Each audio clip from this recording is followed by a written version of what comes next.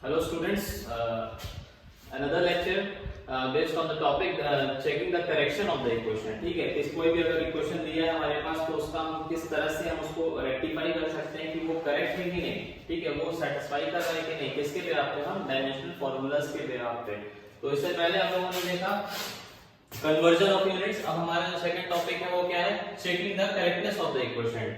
ठीक है, ये एक न्यूमेरिकल है जो अभी एक्सप्लेनेशन देने के बाद मैं सॉल्व कराऊंगा आप लोगों को। तो करेक्टनेस के लिए हमें क्या पता होना चाहिए, ठीक है, करेक्टनेस के लिए एक प्रिंसिपल होता है, ठीक है, जिसको हम बोलते हैं principle of homogeneity. Principle of homogeneity ये कहता है कि भाई कोई भी क्वांटिटी है, अगर मान लो एलएचएस दिया है, आरएचएस दिया है, किसी भी इक्वेशन का अगर एलएचएस है और आरएचएस है तो कोई भी क्वांटिटी है यानी कि एम एल और टी के फॉर्म में अगर कोई क्वांटिटी रिप्रेजेंट कर रहे हैं किसी इक्वेशन को हम लिख करके, तो जो मास का जो पावर होगा उसी प्रकार से मास का पावर लेफ्ट हैंड साइड और मास का पावर राइट हैंड साइड क्या होगा, सेम होगा। ये हमारी क्या होती है, प्रिंसिपल ऑफ होमोजेनिटी होती है। उसी प्रकार से जो लेंथ का जो डायमेंशन होता है यानी पावर्स को हम क्या कहते हैं, डायमेंशंस कहते हैं। उसी प्रकार से जो लेंथ का जो डायमेंशन होता है लेफ्ट हैंड साइड और राइट हैंड साइड क्या होना चाहिए, सेम होना चाहिए। ठीक है, इसका हम लोगों ने एक छोटा सा एप्लीकेशन अपने प्रीवियस उसमें टॉपिक में देखा था, जहां हम एक यूनिट से दूसरे यूनिट में अपने आप को अपने यूनिट्स को क्या कर रहे थे, कन्वर्ट कर रहे थे। तो principle of homogeneity, principle of homogeneity ये क्या कहता है,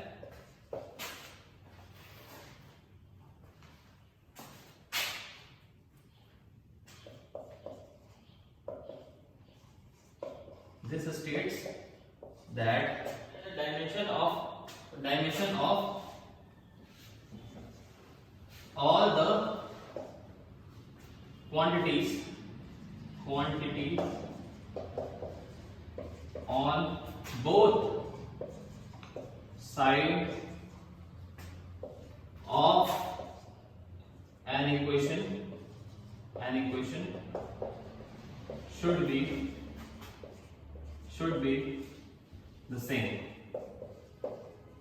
ठीक है, यानी कि जो पावर्स होते हैं, फॉर एग्जांपल m l और t के टर्म्स में अगर मान लो कोई लेफ्ट हैंड साइड में दिया हुआ है कोई इक्वेशन, ठीक है, m1 l1 और t1 के टाइम में इस तरह से अगर कोई लेफ्ट हैंड साइड में कोई इक्वेशन है तो उसी प्रकार से जो राइट हैंड साइड अगर हम इसी इक्वेशन को सॉल्व करते हैं तो वो भी मान लो इसी फॉर्म में आ रहा होगा। ठीक है, n1 ये n2 होता है, ठीक है, m2 to the power a, l2 to the power b and t2 to the power c आ रहा होगा।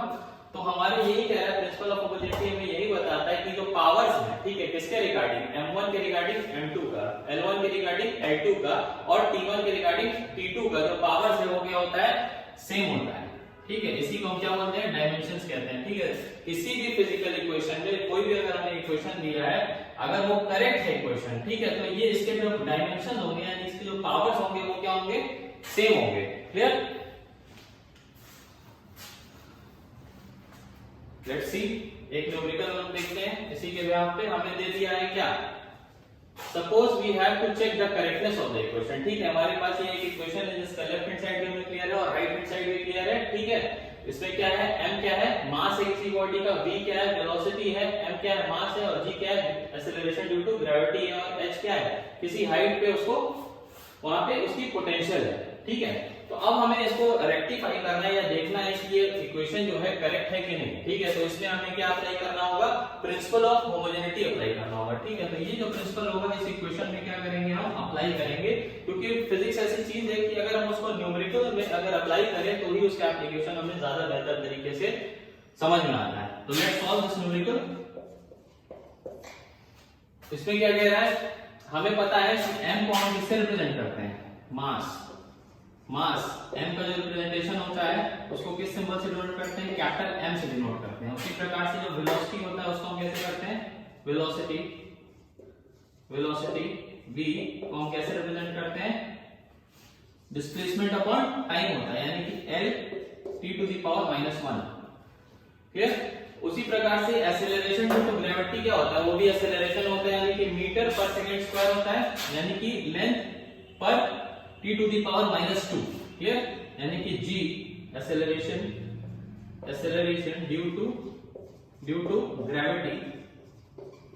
ग्रेविटी ये क्या होता है, ये क्या होगा, मीटर पर सेकेंड स्क्वायर होगा, यानी कि मीटर के लिए L आ गया और T to the power -2। Clear.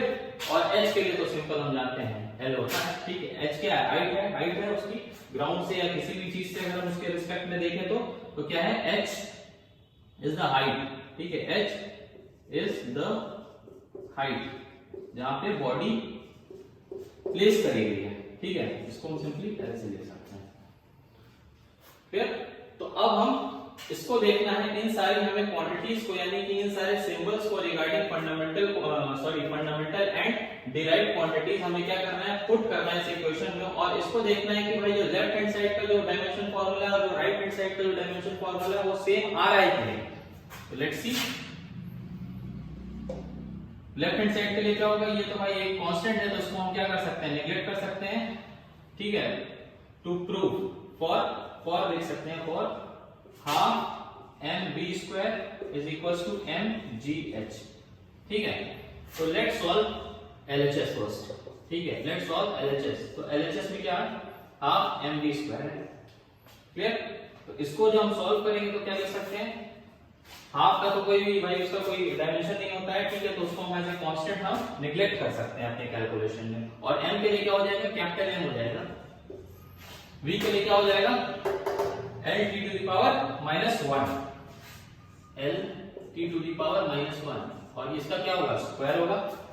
फिर अब यहां से ये क्या गया, this is equals to how much, m L t to the power m L square t to the power -2, यानी कि अब जो हमारे पास एक फॉर्मूला बन के आया वो क्या आया, m L square t to the power -2, ठीक है। ये तो रही LHS की बात, किसके करस्पॉन्डिंग, हाफ mv² के करस्पॉन्डिंग। अब we now talk about RHS, ठीक है। Let's talk about RHS। RHS क्या कहता है, mgh है। तो मास के करस्पॉन्डिंग क्या होता है, मास के करस्पॉन्डिंग अगर हम लिखना चाहें तो क्या होगा, कैपिटल M होगा। g के करस्पॉन्डिंग देखो हम लोगों ने लिखा है यहाँ पे एक्सेलरेशन ड्यू टू ग्रेविटी, यानी कि L t to the power -2, और h क्या है, सिंपल L है, h is simply L, that is the height, ठीक है। और ये क्या हो गया, यहां से ये हमें यहां से मिला m L square t to the power -2। अब दोनों ही तरफ का देखो, अगर तुम डायमेंशन फार्मूला को उठा करके देखते हो तो m के पावर क्या है, डायमेंशन m के पावर करस्पॉन्डिंग 1 है, L के करस्पॉन्डिंग 2 है, और t के करस्पॉन्डिंग -2 है। वही सारे डायमेंशन हमें लेफ्ट हैंड साइड पे भी सॉल्व करने पे हमें देखने को मिलते हैं, ठीक है। तो अब देयरफॉर सिंस लिख सकते हो डायमेंशन